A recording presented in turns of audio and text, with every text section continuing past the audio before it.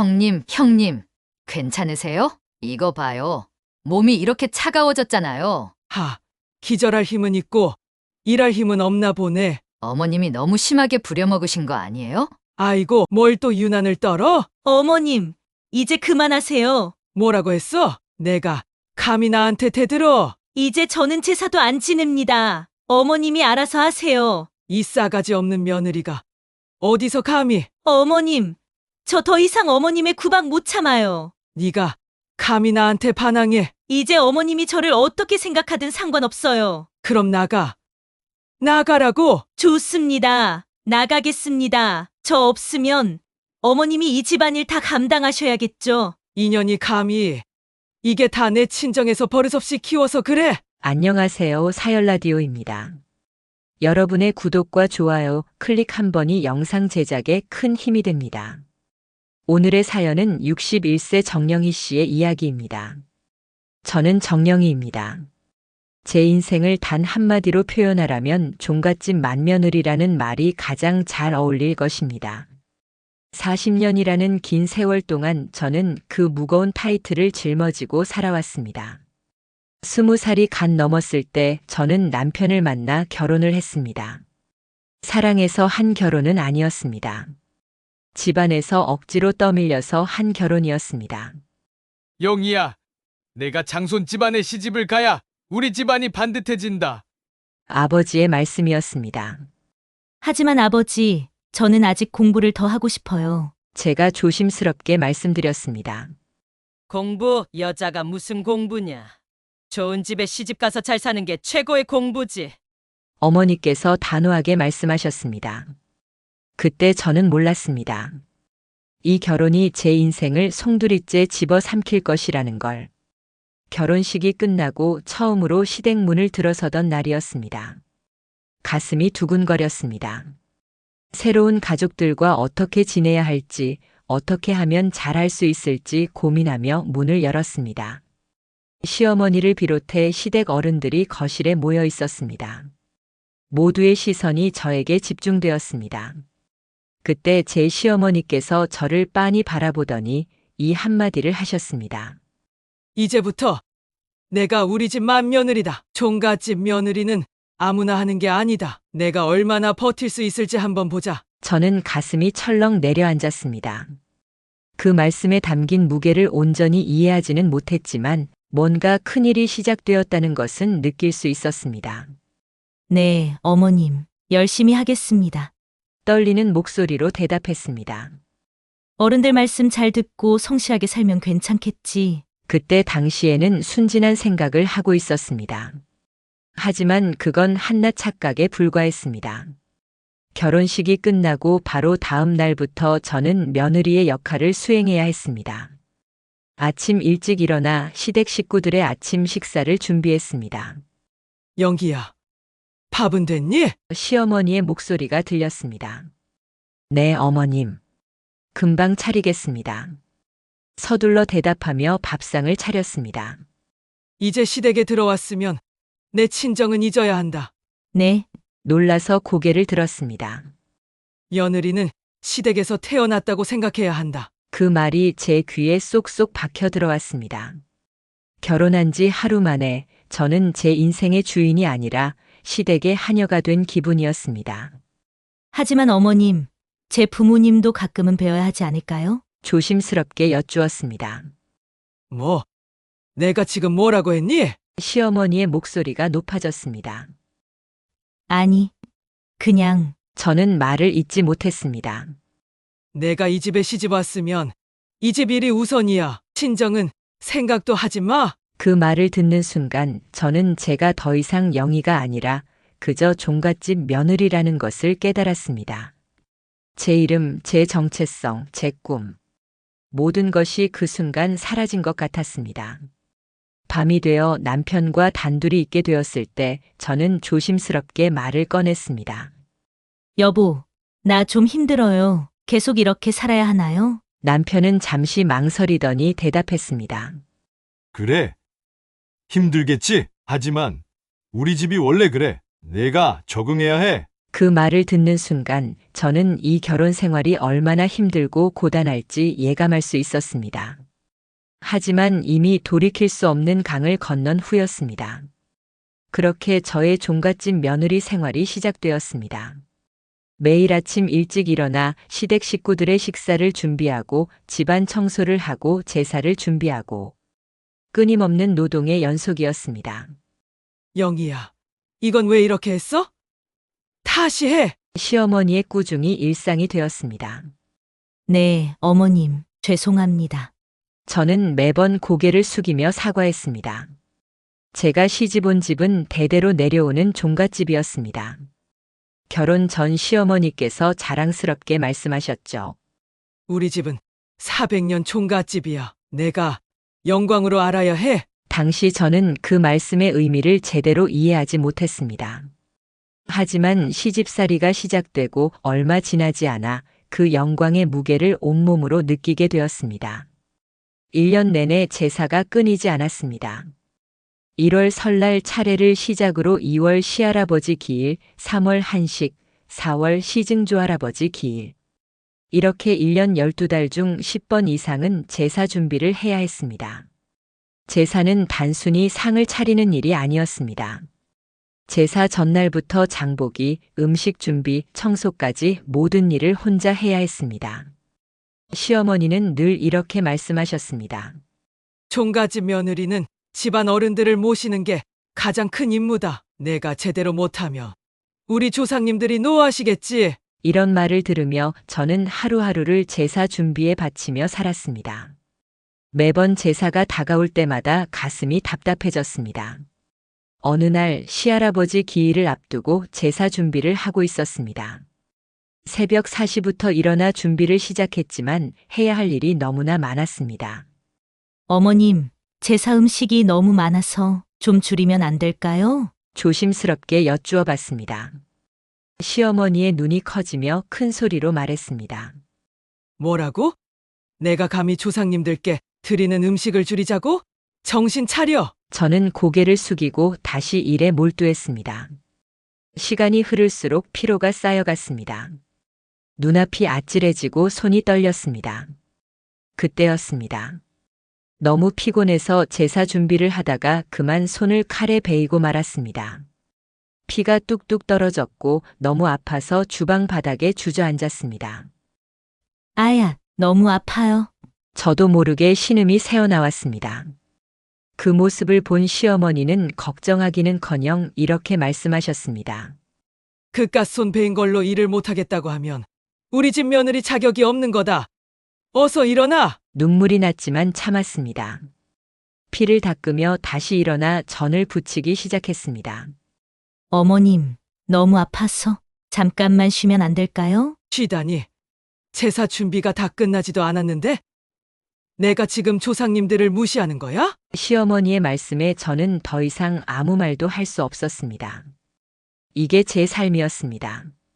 그날 밤 남편이 퇴근하고 돌아왔을 때 저는 겨우 제사 준비를 마치고 있었습니다. 여보, 오늘 제사 준비하다가 손을 다쳤어요. 남편에게 조심스럽게 말했습니다. 남편은 잠시 걱정스러운 표정을 지었지만 곧 무심한 얼굴로 대답했습니다. 그래? 많이 다쳤어? 근데 제사 준비는 다 끝났지? 저는 그 말을 듣고 가슴이 찢어지는 것 같았습니다. 하지만 또 참을 수밖에 없었습니다. 네, 다 끝났어요. 그래?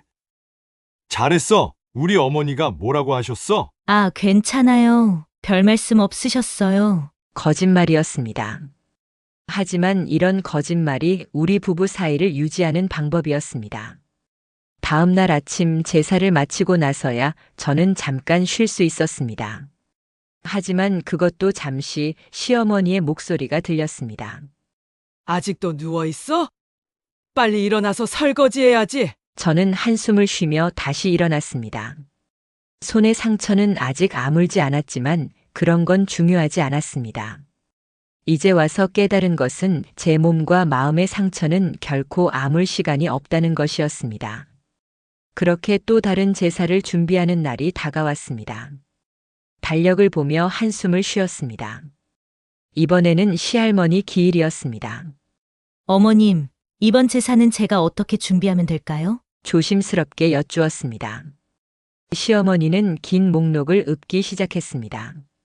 육적, 어적, 소적은 기본이고 탕수, 나물 5가지. 그리고 떡은 콩시루로 해라. 저는 그 긴 목록을 들으며 또다시 가슴이 무거워졌습니다. 하지만 이제는 익숙해진 일상이었습니다.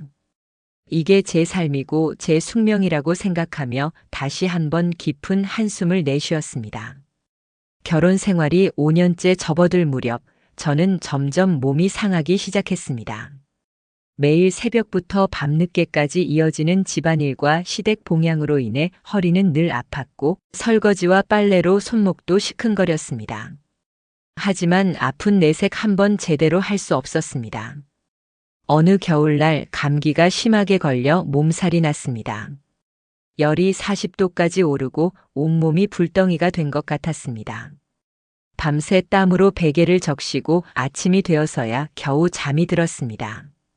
도저히 일어날 힘이 없어 방에 누워 있었습니다. 그때 시어머니가 방문을 벌컥 열고 들어오셨습니다. 날카로운 목소리로 호통을 치셨습니다. 너 지금 뭐 하는 거야? 저는 겨우 힘을 내어 대답했습니다. 어머님, 몸이 너무 아파서. 하지만 시어머니의 표정은 더욱 험악해졌습니다. 며느리가 몸이 아프다고 누워있으면 집안이 망하는 거야. 당장 일어나. 시어머니의 말씀에 저는 온몸이 떨리는 것을 느꼈지만 거부할 수 없었습니다. 그렇게 저는 고열이 나는데도 억지로 일어나 제사 준비를 해야 했습니다. 주방에 서서 음식을 만들 때 손이 떨리고 다리가 풀려 몇 번이나 넘어질 뻔했습니다.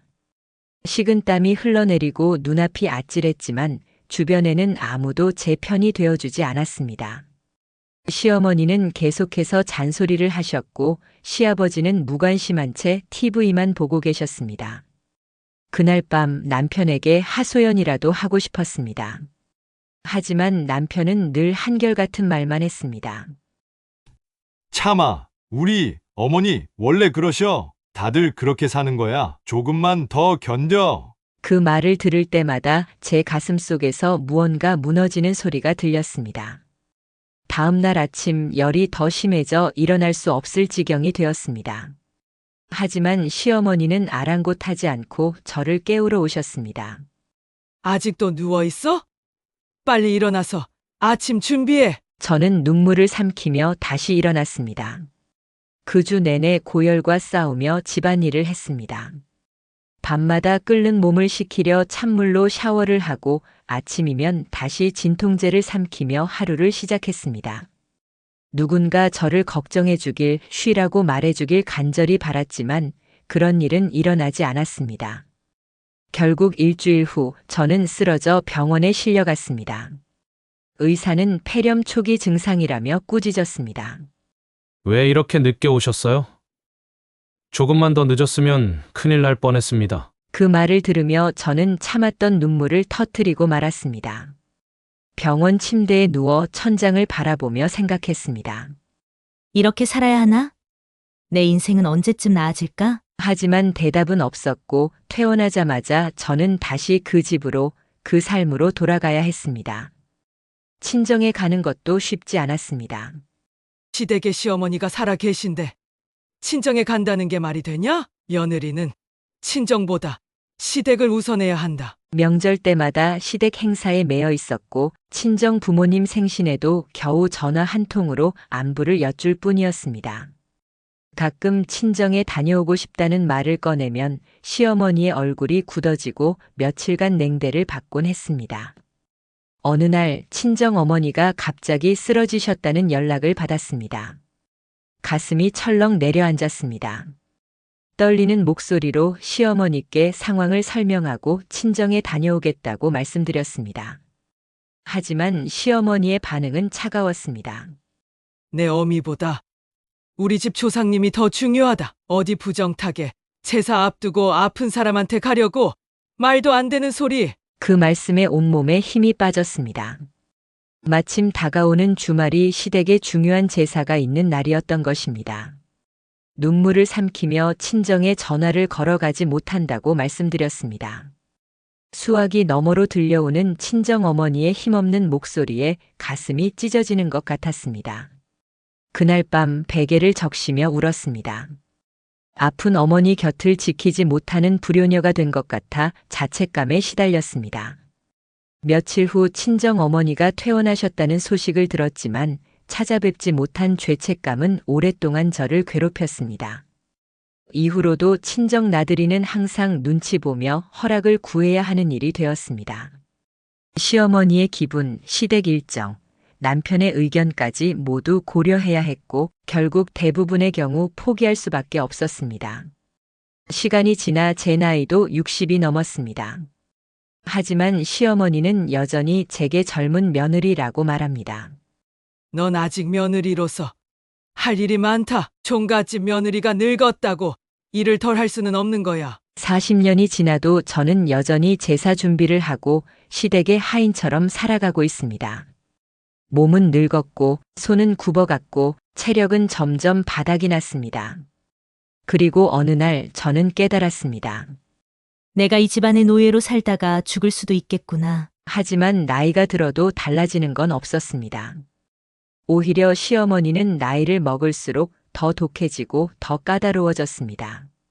네가 나한테 대드는 날이 오나 보자. 그 말이 제 머릿속에서 떠나질 않았습니다. 저는 참았습니다. 그러나 90이 넘어도 짱짱한 시어머니의 끝없는 구박은 도저히 인간적으로 감당할 수 있는 수준을 넘어섰습니다. 아침, 점심, 저녁. 40년 동안 한 번도 제대로 밥을 편하게 먹어본 적이 없습니다.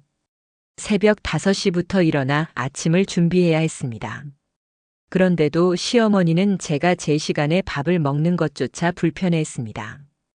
어느 날 아침을 준비하느라 정신없이 움직이고 있었습니다. 시어머니는 안방에서 누워있다가 느릿느릿 나오시더니 저를 노려보며 말했습니다. 뭐 하느라 이렇게 늦었어? 어머님, 지금 다 되어가고 있어요. 다 됐다고? 그럼 밥상이 나와야 할 거 아니야? 곧 차려드릴게요. 저는 허겁지겁 반찬을 담고 국을 뜨고 밥상을 차렸습니다. 그리고 막 한 숟갈 뜨려고 하는데 아니, 이게 뭐야? 시어머니가 소리를 지르며 밥상을 내리쳤습니다. 젓가락이 바닥에 떨어지고 국이 쏟아졌습니다. 밥이 이렇게 질척거려서 어디 먹겠어? 어머님, 저는 같은 밥인데 괜찮던데요. 네 입맛이랑 내 입맛이 같겠냐? 나는 늙어서 위장이 예민한데 며느리가 시어머니 입맛 하나 못 맞춰? 저는 한숨을 쉬며 다시 새 밥을 안 쳤습니다. 하지만 그날도 저는 아침을 먹지 못한 채 주방에서 설거지를 해야 했습니다. 그런데 점심때가 되자 시어머니는 또 불러냈습니다. 이따가 내가 먼저 밥 먹으면 죽을 줄 알아? 네, 집안에서 나보다 먼저 밥 먹는 며느리가 어디 있냐? 결국 저는 점심도 늦게 먹어야 했습니다. 하루 세 끼를 차려야 하지만 저는 늘 배를 골아야 했습니다. 그런데도 시어머니는 밥을 늦게 차린다며 저를 나무랐습니다. 나이가 들면서 저는 가끔씩 손에서 물건을 떨어뜨릴 때가 있었습니다. 하지만 시어머니는 그런 실수조차 용납하지 않았습니다. 어느 날 반찬을 담다가 접시를 살짝 미끄러뜨려 바닥에 깨트렸습니다. 그 순간 시어머니의 얼굴이 굳었습니다. 어이구, 내 팔자야! 죄송해요, 어머님. 제가 손이 미끄러져서. 네가 그럴 줄 알았다. 내가 이 손이 느려 터진 거 보고 있었어. 그렇게 둔해서 어디 가서 뭐 하나 제대로 하겠어? 다시는 안 그러게 조심할게요. 됐어. 너는 늘 말만 그렇잖아. 그날 저는 주방에서 쭈그려 앉아 깨진 접시 조각을 손으로 줍고 있었습니다. 하지만 그 순간 손가락이 날카로운 조각에 베이고 말았습니다. 피가 뚝뚝 떨어졌습니다. 아프기도 했지만 그보다 더 서러운 건 시어머니는 그 모습을 보고도 단 한마디의 걱정도 하지 않았다는 것이었습니다. 오히려 코웃음을 치며 이렇게 말했습니다. 조심 좀 하지 그랬냐? 어머님, 손이 많이 베었어요. 그래서? 그깟 상처 가지고 엄살은? 그날 밤 저는 혼자 조용히 화장실에 들어가 눈물을 흘리며 피를 닦았습니다. 40년 동안 시댁에서 살면서 제 생일을 챙겨본 적이 없습니다. 오히려 시어머니는 제 생일이 다가오면 더욱 혹독하게 저를 부려먹었습니다. 네가 며느리로 들어온 날부터 내 생일은 사라진 거다. 그 말 한마디에 저는 제 생일을 잊고 살아야 했습니다. 어느 날 남편이 몰래 작은 케이크를 사왔습니다. 여보, 오늘 내 생일이잖아. 조금이라도 축하하고 싶어서 사왔어. 저는 감동하면서도 걱정이 되었습니다. 어머님이 아시면 안 좋아하실 텐데. 괜찮아. 어머니 주무실 때 조용히 먹으면 돼. 그런데 그 순간 안방에서 문이 벌컥 열렸습니다. 90세의 시어머니가 지팡이를 짚고 나오더니 저희를 노려보며 말했습니다. 뭐 하는 거야? 어머님, 이거 케이크 아니야? 그냥 조그맣게. 며느리가 지 생일을 챙겨. 시어머니는 다짜고짜 케이크를 지팡이로 내리쳤습니다. 하얀 크림이 바닥에 떨어졌고 저는 충격을 받은 채 멍하니 서 있었습니다. 내 생일도 안 챙기는 집에서 며느리가 지 생일을 챙길 생각을 해? 그날 저는 또다시 제 생일을 잊었습니다. 그리고 깨달았습니다. 이 집에서 나는 사람 취급을 받지 못하는구나. 그렇게 저는 40년 동안 시어머니의 끝없는 구박을 당하면서도 묵묵히 참고 살아왔습니다. 그렇게 쉼없이 일하며 희생했지만 90세 시어머니의 구박은 끝나지 않았습니다. 네가 하는 일은 하나부터 열까지 엉망이야. 며느리가 시어머니보다 먼저 밥을 먹으면 천벌을 받는다. 내 생일 따위는 중요하지 않아. 그날은 한여름이었습니다. 30도가 넘는 무더위 속에서도 저는 제사 준비를 해야 했습니다. 아침부터 부엌에서 전을 부치고 탕국을 끓이고 나물을 무치고 있었습니다. 주방 안은 사우나처럼 뜨거웠습니다. 하지만 시어머니는 부채질을 하며 거실에서 편하게 앉아 있었습니다. 그러다가 저를 보며 한마디 했습니다. 너는 왜 그렇게 땀을 뻘뻘 흘려? 보기 흉하게. 어머님, 너무 더워서 그래요. 며느리는 더워도 참고 일해야 하는 거야. 그 말에 저는 이를 악물고 다시 일했습니다. 하지만 점점 어지러워지기 시작했습니다. 머리가 핑 돌고 손이 떨렸습니다. 그 순간 시어머니가 소리를 질렀습니다. 아니, 네가 무슨 정신으로 전을 이렇게 태웠어? 죄송해요, 어머님. 제가 다시 붙일게요. 하, 이걸 봐라? 40년 동안 배운 게 이거야? 진작부터 못한다고 생각했어. 저는 너무 힘들어서 잠시 냄비 위에 손을 올려놓고 쉬려 했습니다. 그런데 갑자기 눈앞이 캄캄해지면서 그대로 바닥에 쓰러졌습니다. 얼마나 시간이 흘렀을까? 희미하게 들려오는 소리에 정신을 차렸습니다. 형님, 괜찮으세요? 희미하게 동서의 목소리가 들렸습니다. 주방 바닥에 쓰러져 있는 저를 보고 동서가 다급히 달려왔습니다. 이거 봐요. 몸이 이렇게 차가워졌잖아요. 동서가 제 손을 잡으며 걱정했습니다. 하지만 시어머니는 한숨을 쉬며 말했습니다.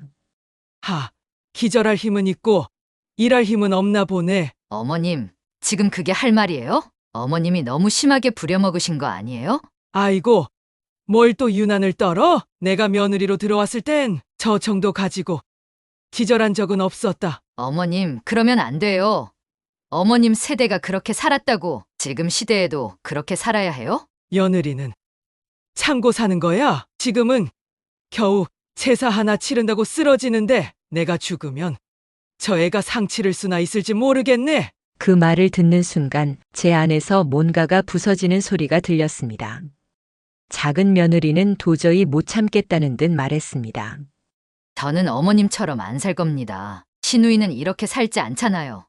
왜 여자라고 무조건 희생해야 해요? 내가 아직 어려서 철이 없구나. 니네 어미는 너를 어떻게 가르쳤길래 며느리 도리를 이렇게 모른담? 그 순간 주방 바닥에서 천천히 일어나 시어머니를 정면으로 바라보았습니다. 어머님, 이제 그만하세요. 시어머니의 표정이 굳어졌습니다. 뭐라고 했어? 이제 그만하라고요. 저는 40년 동안 참고 살았어요. 근데 오늘 어머님이 하신 말씀 듣고 깨달았어요. 어머님은 저를 사람으로 보지 않으신다는 걸. 내가 감히 나한테 대들어. 이제 저는 제사도 안 지냅니다. 어머님이 알아서 하세요. 저는 더 이상 이 집안의 종처럼 살지 않을 거예요. 이 미친년이. 시어머니는 지팡이를 들고 저를 향해 달려왔습니다. 이 싸가지 없는 며느리가 어디서 감히. 그러나 저는 피하지 않았습니다. 오히려 시어머니의 눈을 똑바로 바라보며 말했습니다.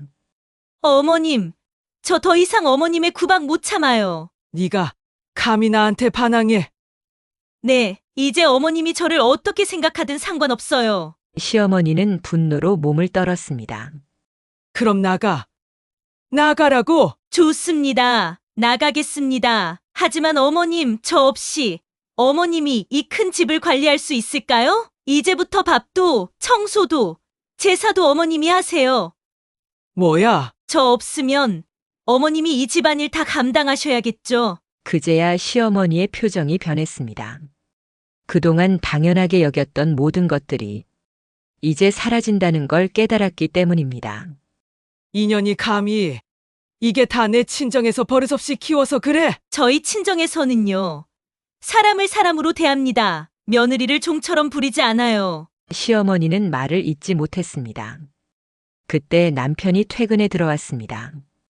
집안이 난리가 난 걸 보고 당황했습니다.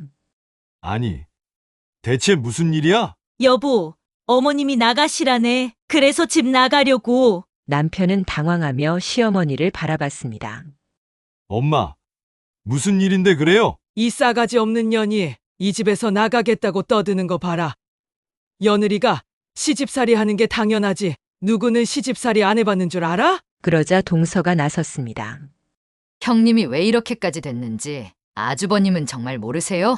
남편의 얼굴이 어두워졌습니다. 우리 엄마 원래 그런 분이시잖아. 좀만 더 참으면. 그 순간 저는 남편을 똑바로 바라보며 말했습니다. 나는 40년 동안 참았어. 이제 더는 못 참아. 내가 이 집안의 종이야? 그 말에 남편도 더 이상 아무 말도 하지 못했습니다. 그날 이후 저는 집안의 모든 일을 하지 않기로 했습니다. 밥도 차리지 않고 제사 준비도 하지 않았습니다. 청소는 물론 시어머니의 빨래도 개지 않았습니다. 아침이 되면 시어머니는 거실에서 앉아 있었습니다. 하지만 저는 더 이상 시어머니의 아침밥을 차리지 않았습니다. 대신 제가 먹고 싶은 음식을 만들어서 혼자 밥을 먹었습니다. 이 며느리가 감히. 시어머니는 소리를 질렀지만 저는 태연하게 반찬을 집어먹으며 말했습니다. 어머님, 이제는 각자 밥을 차려 먹기로 했잖아요? 내가 무슨 감히. 이 집안 며느리가 집안 어른보다 먼저 밥을 먹어? 어머님, 이제 그런 거 따질 시간 있으면 어머님도 드세요. 배고프면 스스로 차려 드시면 되잖아요. 시어머니는 화가 나서 벌떡 일어났지만 이제 저는 시어머니의 분노에 신경 쓰지 않았습니다. 그제야 시어머니는 진짜 문제를 깨닫기 시작했습니다. 며칠이 지나자 시어머니는 혼자 밥을 차려야 하는 현실을 마주했습니다. 하지만 40년 동안 누군가가 차려주는 밥만 먹으며 살아왔던 시어머니는 도저히 혼자 할 줄 아는 게 없었습니다. 아이고, 이게 다 네가 게을러서 그런 거야? 시어머니는 처음에는 버티면서 버럭 소리를 질렀습니다. 하지만 시간이 지나도 제가 시어머니를 챙길 기색이 없자 결국 혼자 부엌으로 향했습니다. 시어머니는 냉장고를 열었다 닫았다 하다가 마지못해 냄비에 물을 올렸습니다. 생전 처음으로 혼자 라면을 끓였습니다. 하지만 물 조절을 못해서 푹 퍼진 면발을 보며 한숨을 쉬었습니다. 이게 다 내 인연 때문이야. 어머님, 이제라도 스스로 살아가는 법을 배우셔야죠. 이런 법이 어디 있어? 전 40년 동안 그랬어요. 어머님, 그땐 어머님이 당연하다고 하셨잖아요. 그 말을 듣는 순간 시어머니의 얼굴이 굳어졌습니다. 자신이 했던 말들이 그대로 부메랑이 되어 돌아왔다는 걸 깨달았기 때문입니다. 하지만 시어머니는 후회하지 않았습니다. 오히려 더 악독하게 변했습니다. 시어머니는 제가 다시 일을 하도록 만들기 위해 더 독한 수를 쓰기 시작했습니다. 집을 더럽히기 시작했습니다. 그래. 네가 안 치운다고 했지? 시어머니는 일부러 밥을 먹고 난 그릇을 싱크대에 넣지 않고 거실 한복판에 던져 놓았습니다. 고의적으로 음식물을 흘리고 심지어 일부러 바닥에 찌꺼기를 흘려 더럽혔습니다. 이거 안 치우면 너도 이 더러운 집에서 살아야 할 텐데. 하지만 저는 전혀 신경 쓰지 않았습니다. 오히려 그릇이 산더미처럼 쌓이도록 내버려 두었습니다. 결국 며칠이 지나자 시어머니가 먼저 참지 못하고 치우기 시작했습니다. 그 모습을 보며 저는 생각했습니다. 어머님도 이제야 며느리가 했던 일을 알겠죠? 시어머니는 제가 다시 챙기도록 만들기 위해 일부러 아픈 척을 하기 시작했습니다. 아이고, 머리야. 아이고, 허리야. 큰 소리로 신음하면서 저를 부르지만 저는 일절 반응하지 않았습니다. 오히려 조용히 TV를 보며 웃었습니다. 이 싸가지 없는 거사. 시어머니가 아프다는데 못 들었어? 어머님, 아프시면 병원 가세요. 저도 이제 나이가 있어서 어머님 돌볼 체력이 없습니다. 이런 못된 며느리를 봤나? 전 이제 제 인생을 살기로 했습니다. 어머님, 결국 시어머니는 혼자 약을 챙겨 먹을 수밖에 없었습니다. 또 시어머니는 친척들에게 전화를 걸어 저를 욕했습니다. 큰 며느리가 날 버렸다. 이제 밥도 안 해주고 제사도 안 지낸다. 친척들은 저를 찾아와 비난했습니다. 내가 종갓집 맏며느리인데 어른을 모시지 않으면 어떻게 하니? 하지만 저는 당당하게 말했습니다. 어머님이 40년 동안 저를 어떻게 대하셨는지 아십니까? 그래도 며느리는 참고 살아야지. 왜 며느리만 참고 살아야 하죠? 제가 40년 동안 희생했으면 이제는 그만할 때도 된 거 아닙니까? 그 말에 친척들은 더 이상 말을 하지 못했습니다. 그 후로도 시어머니는 변하지 않았습니다. 여전히 악담을 퍼붓고 여전히 불평을 하고 여전히 고집을 부렸습니다. 이제 밥도 안 차려. 며느리가 이렇게 제멋대로 굴어도 되는 거야? 어디서 배운 버릇이야? 내 친정에서는 그렇게 가르쳤어? 내가 늙으면 내가 더 잘 모셔야 하는 거 아니야? 그럴 때마다 저는 예전처럼 죄송하다고 사과하지 않았습니다. 그저 미소를 지으며 대꾸했습니다. 어머님, 이제 각자 밥을 차려 먹기로 했잖아요. 저도 제 인생이 있으니까요. 어머님도 스스로 하실 수 있잖아요? 시어머니는 기가 막혀 얼굴을 붉혔습니다. 이 망할 년이 이게 사람이야? 내가 널 어떻게 키웠는데? 저는 천천히 차를 한 모금 마시며 대답했습니다. 어머님이 저를 키운 적이 있었나요? 저는 제 부모님 밑에서 컸는데요. 순간 시어머니는 말문이 막혔습니다. 평생 당연하게 여겼던 며느리는 키워준 자식 같은 존재라는 생각이 어쩌면 틀렸다는 걸 깨달은 듯 했습니다. 하지만 시어머니는 포기하지 않았습니다. 다시 날카로운 눈빛을 보내며 말했습니다. 그래도 나는 며느리한테 굽히진 않는다. 그 말을 듣고 저는 피식 웃었습니다. 이제 더 이상 그 말이 저를 상처 주지 않는다는 걸 깨닫고 천천히 시어머니를 바라보며 말했습니다. 어머님, 그래서 이제 저도 어머님께 굽히지 않습니다. 시어머니의 얼굴이 딱 굳었습니다. 분명 화를 내고 싶어 보였지만 그동안처럼 큰 소리를 쳐도 더 이상 제가 움직이지 않을 걸 아는 듯 했습니다. 그날 이후 시어머니는 여전히 불평을 했고 여전히 불만을 터뜨렸지만 이제 저는 신경 쓰지 않았습니다. 시어머니가 뭐라고 하든 웃으며 지나쳤고 일부러 집을 어지럽혀도 상관하지 않았습니다. 친척들에게 험담을 해도 대꾸하지 않았습니다. 더 이상 나는 시어머니에게 휘둘리지 않습니다. 결국 시어머니는 더 이상 저를 부려먹을 수 없다는 걸 깨달았습니다. 하지만 마지막까지도 후회하지 않았습니다. 그럼에도 저도 후회하지 않았습니다. 나는 이제 나 자신으로 살기로 했으니까요. 그렇게 나는 40년 만에 자유를 되찾았습니다. 용기를 내어 저는 처음으로 여행 가방을 쌌습니다. 그렇게 저는 강릉으로 제주도로 그리고 부산으로 여행을 떠났습니다. 파도 소리를 들으며 바닷바람을 맞으며 생각했습니다. 진짜 이렇게 살 걸. 그때 남편에게 전화가 왔습니다. 여보, 어머님이 밥을 안 드시고 버티셔. 그래? 그럼 직접 차려드려. 내가? 어떻게? 그 말을 듣고 저는 피식 웃었습니다. 나도 시집 오기 전 20년 동안 해본 적 없었어. 근데 하다 보니까 하게 되더라. 당신도 해봐. 전화를 끊고 저는 다시 바닷가를 바라보았습니다. 너무나도 자유롭고 행복했습니다. 이제 저는 더 이상 종갓집 며느리가 아닌 저 자신으로 살갑니다. 오늘의 사연은 여기까지입니다. 이제야 40년 만에 자유를 찾은 정영희 씨의 인생을 응원합니다. 여러분의 인생은 어떠셨나요? 영희 씨처럼 고달프고 힘든 여정이었나요? 아니면 편안한 인생을 즐기셨나요? 여러분의 이야기를 댓글로 남겨주세요. 끝까지 시청해 주셔서 감사합니다. 오늘 영상이 도움이 되셨다면 구독과 좋아요 부탁드립니다.